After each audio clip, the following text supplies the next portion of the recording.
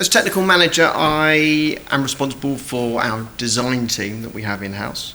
I lead on a number of compliance activities along with various ISO management systems. I won't pretend they're exciting subjects. It can be a bit dry, so I'll try and keep it light-hearted and hope you find it enjoyable. Before I start, who here works in design? Matt at the back, our design manager, is not allowed to put his hand up.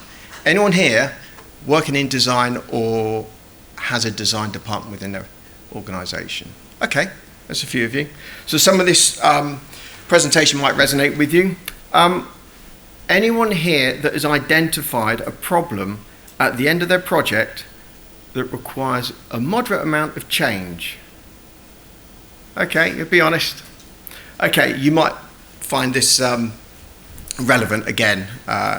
So, going to be talking about design and how to get it right. But before we get it right, let's look at where we don't get it right and where it goes wrong.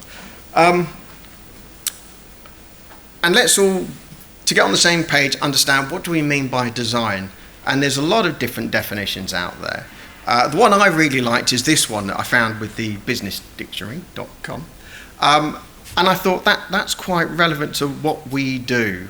And the starting point being realising a concept or an idea. You can see I've highlighted a few points there. Drawings, plans, specifications, that's what we deliver. With the aim of meeting the objective from that originating idea. So we're converting ideas into something tangible. But does it really matter? That's the question everyone says. Does it really matter if I've got a design right? Well, if we don't get the design right, then generally we find everything else following is going to be wrong. You can have the best installation in the world, neat and tidy, properly fire stopped, but if the fans don't pull the right amount of air through a system, if it's inherently flawed, then at the end, it's still wrong. It will create unnecessary cost, works where you've got to go back in after the event to identify what we didn't get right, and that causes delays. And I like to think that really, if you get the design right, it makes for a very successful project. And if you get it wrong at the start, it's flawed all the way through. So setting yourself up for failure or success. So, what about if we don't follow standards? Well, if you don't follow standards, how else are you going to demonstrate conformity with the various regulations or the various codes of practice? Because you don't have to always follow standards. There's a few that are recommendations, as we all keep arguing amongst ourselves. But if you don't follow them, how else do you demonstrate that you've met the requirements of a piece of legislation? And I think there's a few examples that maybe people in the room here are familiar with. And I'll give you one example that is a regular problem for myself in our office, where we get phone calls from people talking about side-hung AOV windows and what is the right free area calculation. Anyone put AOV windows into their projects? Anyone ever sat there and asked this question? Yeah? And the answer is never simple. We start with, yeah, but it should just be, the width by the length. No, if only it was that easy. So we have some guidance on how to approach this. One method is ADB, but it doesn't comprehensively cover side-hung AOVs. It's got a recommendation. It's inherently flawed. So we refer out to BS 9999, and that again has a model for calculating free areas. But that again, it's imperfect. It's a good starting point, but it doesn't cover everything we need to look at, and it doesn't give us the answer we really need. An example is we're trying to achieve 1.5 square meters through an AOV under the guidance. And often, if you apply the standard correctly, you might find you need a much bigger window to achieve 1.5. And if you apply 9999, it's got a derating factor in there. You lose about half of the window. Some people scratch their head in there. We're not going to get into a debate now about how to apply it correctly, because that will go on for a long time. But there is a solution, and following on from Alan's point, if we were to acquire a product that's got a declaration of performance, tested in accordance with the European Harmonised Standard 12101 and the appropriate part, the test laboratory will identify the free area. So that's our problem solved. We can take away many, many days worth of debate over what is the right free area by actually following a standard and putting the right product in there with the right certification. Incidentally, I see people are taking photos. If you look in your bag, you should find a memory stick.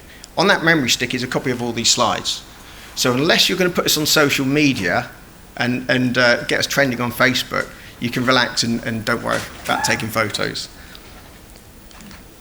So I'm going to go off on a slight tangent here and tell you a little bit about a piece I read in an engineering magazine, part of the Institute of Engineering Technology, and they titled it this, The Normalisation of Deviation. Let's hope I get this one right. So what do we mean by this? Well, the example they cited was this, and for anyone who doesn't recognise that, that is the Space Shuttle Challenger. And in 1986, this happened. Okay, so to briefly understand the concept of what they titled the normalisation of deviation, I'll just run through what actually happened as short as I can. So, without getting incredibly technical, the points to focus on are here, where it says zinc chromate putty, and these two little black lines here where we talk about O-rings. So, what actually happened was and if there's anyone here that isn't familiar with what happened, probably the younger people, the solid rocket booster exploded and caused ignition in the fuel tank, and the whole shuttle just disintegrated. Lost 7 astronauts. Big tragedy over international news. But what really caused it was a failure of this seal. Right here, these two O-rings. So that sealed the combustion chamber here, where our rocket creates thrust and combusts. And it seals against the outside. So 2 rubber seals sealing a combustion chamber with combustion in thousands of degrees. And all that's keeping the heat at bay was this putty here. So that seal gave way. And you could say, well, that shouldn't have happened. But what started off was a specification that said that seal should have 0 leakage and 0 damage throughout its operation. Well, that didn't happen. And that's why we had a shuttle explode and 7 people died. Now, in 1977, they undertook lots of testing in test chambers. And they identified that actually that seal didn't really seal properly. It did leak a bit, and there was some damage on the O-ring. But because the seal still held, people said, well, actually, you know, it's okay. It's still sealing. It hasn't given. So they kept testing for further 8 years, and it started raising debate, and they had lots of data that conflicted. Sometimes it was successful, sometimes it was unsuccessful. And really what was happening was an attitude change from 0 leakage, 0 damage, and people started to accept that actually it's okay for it to leak. We've deviated from our original specification, and people started taking the view of, well, actually how much damage is acceptable? So we've moved from nothing touching that O-ring to, well, actually, if it happens, it happens. And my point here really is if we don't apply the right standards, we don't know what normal should look like, and we can find ourselves tolerant to unacceptable conditions. So, getting back on point with the concept, a departure from an expected, designed, normal, planned outcome. So, we start with the principle of what we want to achieve, and maybe we don't achieve that. So then we start thinking, how do we fix the problem? We set an objective, we haven't achieved it, we're going to go and fix something. But when fixing it doesn't work and we're unsuccessful, we might try and start thinking,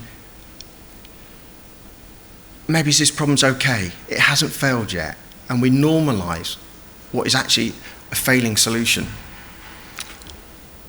We later declare it as, well, that's normal for that to happen. I'm sure people in the room have probably heard of things that happen that we all say, well, it shouldn't do that. And if you think in your own industries, you can probably pinpoint something. You say, everyone knows something fails or something isn't right, but we've accepted it as a behaviour. And then once it's normalised, it's rarely addressed again, and we just say, well, that's what happens with that product or component or system, until disaster strikes, and then everybody runs around saying, well, how did that happen? And when we look back at the root cause, usually it's because of behaviour, where we started to accept something that shouldn't have happened in the first place. And really, I would say, we set standards, and that's why we should follow them. And when we don't follow them, we can usually pin it on our behaviour. So, moving back onto the main theme about standards, there's a number of definitions I like, and I thought I'd just put them up here, and you know, they're all what we think about standards and what they are. I like this one, distilled wisdom. Reminds me of whiskey for some reason. Maybe that's distilleries. So wisdom of people in things like manufacturing, selling, buyers, customers, trade associations, users and regulators. It's an agreed way of doing things. So if we have standards, we've already agreed what we're doing. It makes life simpler because we say, follow the standard. We don't actually have to go and think how to do it. It's a way of working better. It's also a way of driving innovation, because if we've got a standard and we say, right, that's the agreed approach, people start thinking of how do we improve on that? So we actually can focus our minds on innovating to actually achieve a better way of meeting a standard. So they can improve productivity, but also they can make the business more successful, people's lives easier, safer, healthier. So I'm going to run through a few of the standards here, and I'm not going to go into much detail because that would take far too long. And I do apologise, these are not all standards, some of them are regulations. But just to give you a picture of how complex it is out there, navigating a path through this minefield of standards. So we start with the primary legislation at the top, and we've got a number that apply to us, and this is not the end of it. There are far more pieces of legislation. I just thought I'd highlight the key ones. We've got the building regulations, which I'm sure everyone's familiar with, construction design management, construction product regulations. So that's about all of our products being certified and tested to put on the market. And this one, the regulatory reform fire safety order, which I always think, coming from a maintenance background, really is where everybody's trying to get to, in my view, because once a building's occupied, this is what we run with for the life of the building. Everything else is about getting to this point. My consultants disagree and have it seen in a different view. We've got approved document B, which I won't introduce because you all know enough about it. And then we've got BS 9999, which allows us to provide enhanced design on top of the requirements of ADB. But this is only for management and use of buildings. Sorry, design management and the use of buildings. When we start looking at residential, we introduce 9991. And I'm told this is a bit of a dark art by our fire engineers, so I'm not going to dive into this. But this standard is all about fire engineering, and it's what they apply when looking at the consultation. The area that the design team internally use every single day is actually this one, BS 7346, and Alan mentioned it in his presentation, and you'll see I've highlighted design in there, because this is the standard that tells us about designing smoke control systems. But that on its own isn't enough, because then somebody says, we've got a car park. So we introduce Part 7, which talks about car parks in conjunction with Part 8. Now, then somebody says, but we want a detection system in the building as well. Maybe there's a fire alarm. So we introduce 5839 Part 1. Doesn't end there. And then somebody says, but you need cabling systems and alternate power supplies, and that's specified in 8519, where we talk about dual supplies, diverse cable routes, the survivability of the cables. And it doesn't end there. We get into the product standards. Alan's mentioned on one of his slides, BS EN 10101, lots of parts, and they're specifically for smoke control. We've got this odd one here, which is about the control panels for smoke control. We've got EN 54, which talks about fire alarm and detection systems. These are all product standards. So this is what you should be looking for on your products that are coming through the door being used in a smoke control or smoke control and detection system. And then we got more supporting standards coming up underneath this. 7846 is about cabling, so it's the requirements for fire rating of cables, and that reaches out to another standard that tells you how to define the cables. And then we have the SEA guide that tells us more information about what we should do, along with things like the IT wiring regulations and CIBSE guides. And these are just a few, so it becomes quite complicated. And people phone up with a simple question, and after a long time on the phone, you've navigated your way through a lot of these, and everybody's confused. But we tried to aim to provide clarity and a clear path through that. So, ADB, something that everybody's talked about this morning. When do we use it? When don't we use it? And it's quite clear, actually. It's a guide for fixed requirements. It's actually simpler to apply, and it's got some limitations. However, it's got some fixed requirements, and if you want to exceed those, you can't apply it. So this is when you can apply it, and then when we go beyond those requirements, we're moving into a fire engineered solution, and we start to move outside the scope of it and apply the other standards, 9999, 9991, etc. And we're applying the engineering principles. So, particularly for smoke control systems, if I get back onto the core subject, we've got BS 7346 Part 8. This is all about our components for smoke control. It's about design and planning, installation, commissioning, and management, and later on to the maintenance of the system. And it's underpinned by a number of other standards, product standards, which I've just highlighted. Let's not forget, it's an electrical network, and it actually falls under the scope of the wiring regulations. So as quickly as we're saying in one breath, but it's smoke control, or it's fire detection, it's actually captured under the scope of the wiring regs as well. And then we introduce 8519 as well, which helps us understand when we should apply the right fire rating of cabling. And there's many, many more standards to consider, but they're just a few. So let's just consider as well a smoke control system, and we've got an automatic smoke control system. So it needs an automatic detection system. So there's two approaches we can take to get detection on smoke control.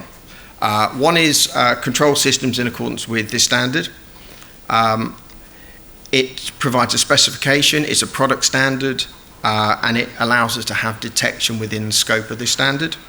However, if detection is employed under this product standard, then you can only use it for smoke control. You can't use it as a fire alarm system as well. You would require two different products. Another approach is using a BS 5839 standard fire alarm system as your primary smoke detection. If you go down this route, you can have one system that can be used for both smoke control and fire alarm detection. So there's benefits for both. Now I think Alan's already covered this point, so it should be no surprise the conclusion here. So can you trust your designers? How do you know they're doing a good job? Well, most companies these days employ a management system to ISO 9001, and in there's a requirement for everybody to assess their suppliers. This is nothing new. But I would ask a question, who here has ever gone out to assess a supplier and do an audit? Wow, that many. Oh, two people. Okay, oh, 3, it's going up. Any advances on 3? No, we'll stop there. A lot of people just think, well, I've got a supplier, they must know what they're doing. But really, if there is no system in place for achieving some third-party accreditation, then we should be checking our suppliers ourselves. And there are some interesting points in case law about various big names who didn't assess their suppliers and got prosecuted at court. The simple solution, Alan's probably already told you the punchline, is using an accredited design body, and the Smoke Control Association scheme, SDI 19, is actually, I believe, now UCAS certified, UCAS accredited. So if you look for a provider, it's actually backed up by UCAS. So we've looked a little bit at some of the design. Some of the other challenges we've got is this fella here, our do we have any building control officers in the room? Oh, I'll try and keep it very neutral. Sometimes I think it could be worth considering them as a gatekeeper. They're a point that we've got to get past, successfully, I'd like to say. So how do we get past our gatekeeper? I don't think you look anything like that, I'm glad to say. Well, the easy answer is certification evidence. If we provide the right evidence that the system is compliant, it should be a cakewalk, it should be a breeze. So I'll whiz through the different things we should be looking at and providing as evidence. We have design certificates, installation certificates, commissioning certificates, and I'll dwell on this one here, the acceptance certificate. This is actually something that yourselves, whoever our customers are, would sign, not us. This is you accepting. And this is actually a requirement of the existing British standards. So you are supposed to sign something as well as us providing all of our evidence. And that really is a point where you accept that the system is fully complete.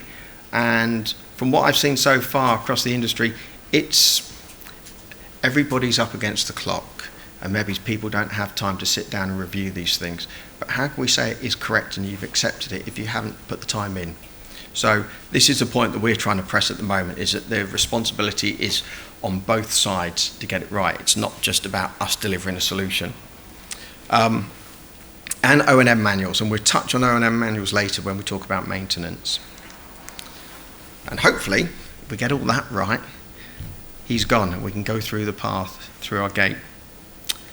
So how do we put all this together and get a successful solution? Well, I think the starting point is always obvious. Let's provide some clear requirements.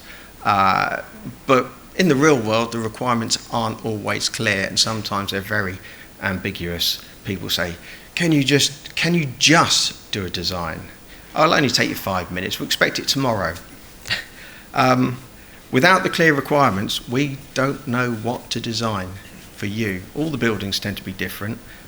Architects like to come up with a new, elegant looking building that's like nothing else before.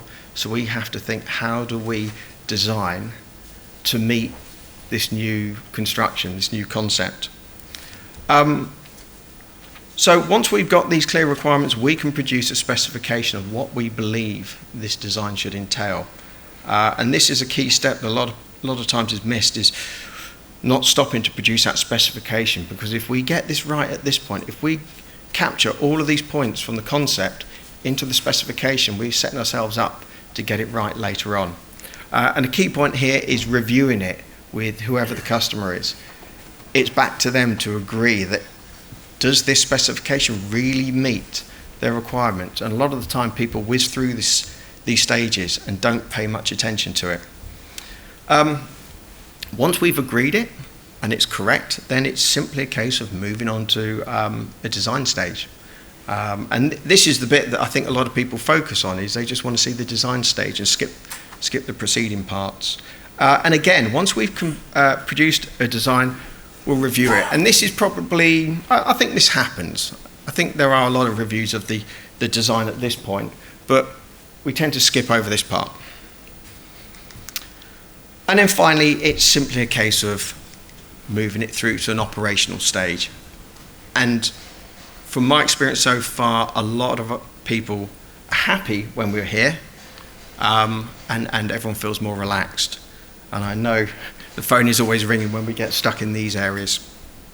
So I'm going to summarise here a couple of very simple points. If we get the design right early on, and we follow the right process, then we're setting ourselves up for success, and we'll get it right. We apply the right standards, and we're going to use, or hopefully you'll use, an accredited designer that meets the Smoke Control Association's SDI 19 scheme. So, thanks. Are there any questions anyone has on design? So really that starts when you want to go from concept to initiation. The design will take the concept of what the architect has, and you will need a strategy backing that up as well. So it still needs something for the design team to be able to turn that into a physical design of cables and fans and dampers. If they're making a design decision, how are they competent to make that decision? Have they undergone the right training and the application and standards? So really it's not about fire engineered solution, ADB or not to ADB. You still need to design a system to go into the building. Okay, so we're not looking at fire consultancy. We're looking at actually creating a design for installation. And that's really what we're looking at. It's an install design.